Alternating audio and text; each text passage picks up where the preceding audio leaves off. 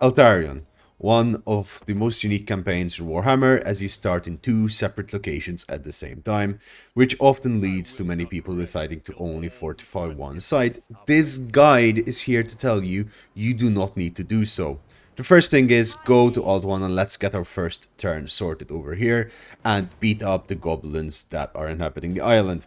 The first battle is arguably one of the hardest battles that you're gonna do this entire campaign, so just get ready. Move your army to the corner of the map as I show you over here, and move your Eltharion Reavers and use them to kite away one or two of the missile units. Try to kite away some of the other monsters as well. You'll be able to kill the enemy relatively easily. What you need to do watch out for is War Boss. The Orc War Boss is gonna be very strong. So while you're fighting, try to kite him away or keep him away from the main fight. And at the end of the battle, this is where Eltharion's unique campaign mechanics come in. You're gonna use the cage ability to capture the enemy lord. To do so, just use the ability on the enemy lord when they are very weak. This will make them immobilized, and pick all your missile units to shoot at him. You have around 20-second gap to do so. Make sure you kill him, because otherwise you will not be able to capture him, and it will be very detrimental to this entire guide. As soon as you kill him, you get the ability to either indoctrinate him or execute him. Indoctrinate him, as this will give you a number of gold per turn.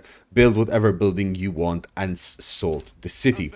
The city over here is going to be another battle where you use your Eltharion Reavers to essentially duke the enemy around. In this case, the wolf riders need to be duked around while your missiles do the heavy lifting. Use your lord as well to just guide some units around. Once the wolf riders are gone, use your Eltharion Reavers to kill the goblin archers, and the rest of the army just micromanage your archers as you see fit. Your spears are your front line. They're going to essentially die in this fight. That's okay. Your lord, try to keep her alive. She's a powerful lord, but overall this is an easy fight. Do not occupy the settlement. Sack the settlement. Get your lord level up to the movement on the blue line, the first blue line skill, and that will allow you to move just out of range into your territory and recruit 2 archer units. Meanwhile, pick Eltharion and charge at Grunty Mingle. Over here, it's a very easy battle, quite straightforward. Move to the side of the map, use your missiles, use your spears, use Eltharion and Caval to guide the enemy forces as you need.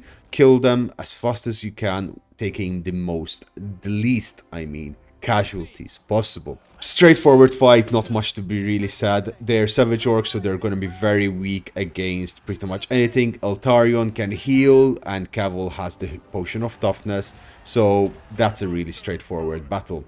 Now, over here you get 2 options. Focus on the task at hand and maintain control. You're gonna pick maintain control because this will give you the influence you need. If you focus the task at hand, you will give up everything in Ulthuan. You do not want this. This is where you make your money. Turn 2. First thing on turn 2 is you are going to go and declare war on the Border Princes. We are going to take Myrmidons. Why? Because frankly speaking, if you are fighting in the Badlands as well as in Ulthuan, you're going to need a solid base of operations. Now, Myrmidons is incredibly good settlement to capture, as it is very defensible, and above all else, it is giving you a position of power. If you keep attacking in the Badlands, the cities are very badly positioned. You're gonna waste a lot of turns moving around. Now, the fight, just follow what I'm doing over here. I simply just use my lords to break on one side while I'm using my archers and artillery on the other to distract and thin out the enemy units. The enemy units over here are getting gravely damaged, while I am moving with Eltharion and Caval just up. Now, this will take a bit of practice, but once you get it done, you'll do it multiple times and it will help your early campaign really a lot. Duke the enemy units. The AI just gets really confused when you charge at it and then fall back, and it just keeps opening the way for you. Now, use Eltharion to capture the capture point, while use Caval to duke the enemy units using your spells to thin them out and just charge at them. They will stop and brace to break your charge, and then just cancel your charge last second and pull back.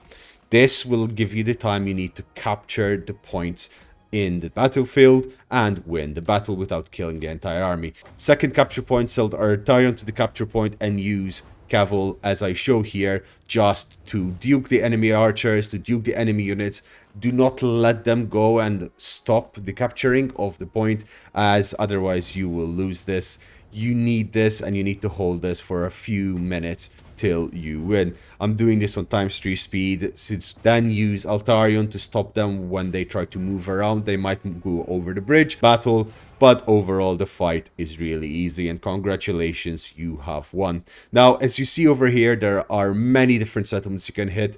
All of them are owned by the border princes, so you can take them out really easy and set yourself up for a very strong campaign. Then you get the ogres, and you'll be able to go and attack from the north alongside the dwarfs and charge into the Badlands, taking 8 peaks as such. If you want, you could also simply go into the coast of Araby by taking out Certosa and then charging headlong into the coast of Araby through there. This position is really powerful, and more than that, it will also give you the opportunity to trade with a number of other factions.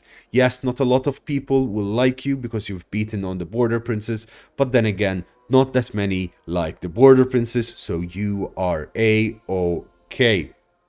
Now, following this, what do you do next? You're gonna go back and you're going to set up your trade. High Elves are really great at trade, and this is going to be good income for you. You could do this on turn 1. I did it on turn 2. For the sole reason I wanted to see how many I could get in contact with, as it will affect who I get to trade with. Attack the settlement just outside your main capital, your main starting province. Attack the settlement and sack it one more time. It's going to be a really easy fight. It's going to be simple, and you're going to be absolutely okay. After this, just go and take out the city of Erdanos. This is a very simple fight. The units here just melt to your archers. You need to keep recruiting archers every single turn if you can afford it. Just keep that in mind. So every turn that you own a settlement, you must be recruiting your army and growing it. As you can see here, the army is growing substantially. Turn 3 is done. Now on to turn 4. Turn 4, we take the city of Talma and we just occupy it. This should have given your lord around 4 or 5 levels, and giving you enough power to be able to hold what's coming, because a lot of orcs green tide is gonna come from the settlements down further south. Over here with Eltharion, I moved towards Argalis, I hope I pronounced that right, compared with instead of the city of Zovrak. Why is this a little bit of a toss-up on what to do in this scenario? Well, simply speaking, you choose to fight either down here or up there. It's going to be 50-50 chance that either their army is going to be in the north or in the south. In this case, it was in the north. But none the matter, I simply went back to Verdanos and I let him come in. This is going to be the fight that will settle if you are in control of this region or not. The border princes at this point are severely weakened, and frankly speaking, this army was a piece of cake. The biggest problem to deal with over here was possibly the crossbowmen, but my archers were far more superior, and I was able to take them out really easily. Don't forget to capture the enemy lord, and that's it, that's done. You can then go ahead and kill the second army over here if you haven't wiped them out, and it should be quite a simple fight. You can auto resolve it, or you can simply fight it to try and lose less resources as possible. When you're leveling up your lord, level up as you wish. I did focus on Bowmaster in this guide, as it gave me the ability to enhance and overpower my archers. But if you want to make Eltharion to be just simply stronger, go down the yellow line, or if you want to give him a lot of utility, go down the blue or the spell line, and you're gonna be absolutely a-okay. After this, just simply start capturing settlements. I went and captured Zovrak over here and recruited more units. This is towards the end of the guide. However, there is another important thing. You must get rid of the armies of Skullcrag. You must keep farming them, because this is how you get your gold. How do you sustain so much money Well, simply put, just have a secondary army back in Ulthuan and just farm all the enemies that are attacking Ulthuan for gold. Straightforward battles, they're not that difficult. The AI at this point will not be able to recruit very advanced units, and your archers are quite strong early game units, so anything you see on the battlefield will probably be goblins or orcs, and they will be taken out very fast. They don't have armor, and they generally tend to blob up, and once they blob up, you just shoot into that blob and it is done. What do you do after this fight? Well, it's up to you. If you want to keep expanding on Ulthuan, you have the opportunities to do so. All you need to do is take out Skullcrag and then turn on the Kari and deal with that. If you want to expand in the old world, you have three options. Option number one, go into the Empire and wreak havoc. Option number two, go and annihilate the Dawi. Or option number three, actually take out the Badlands. I do recommend sending a unit to meet with Imric, as that would allow you to do a pincer movement on the Badlands. I hope you found this guide useful. Thank you very much for watching. It has been a while, and bye bye.